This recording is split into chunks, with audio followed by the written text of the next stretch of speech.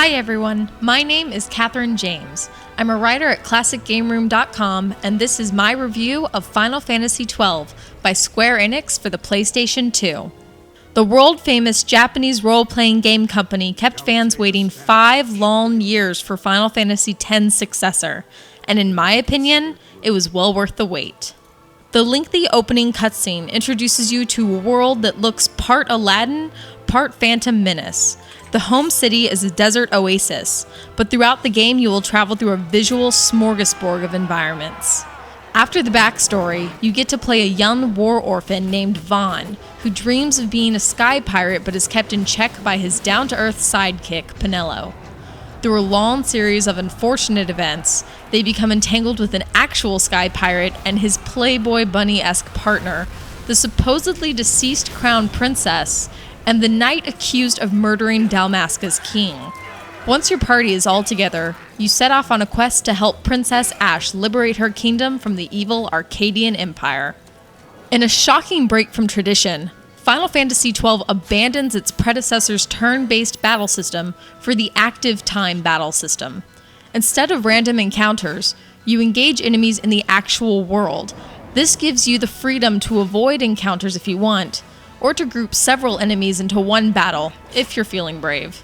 Watch out though, some monsters will call to their kin for help if they are nearby.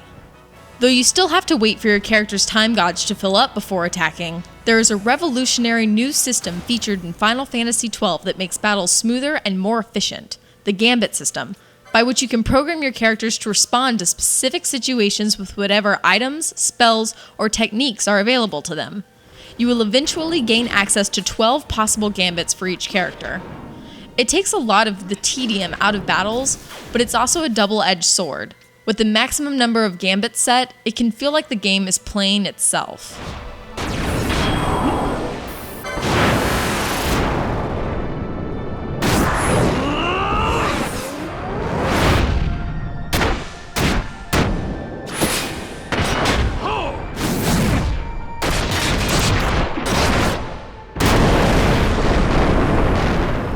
Another evolution in 12 is the license board.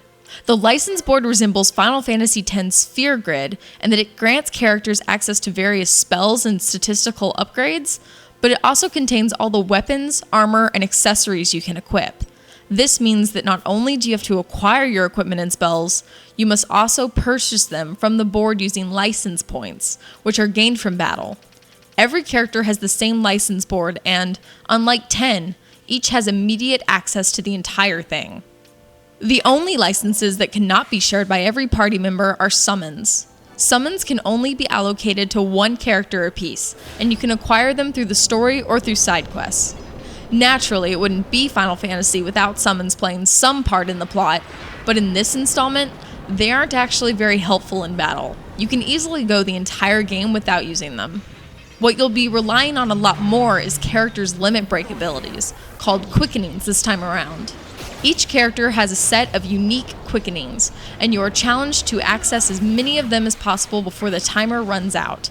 This requires some pretty fast button tapping, but if you input the right sequences, you can blow away significant chunks of your enemy's health meters.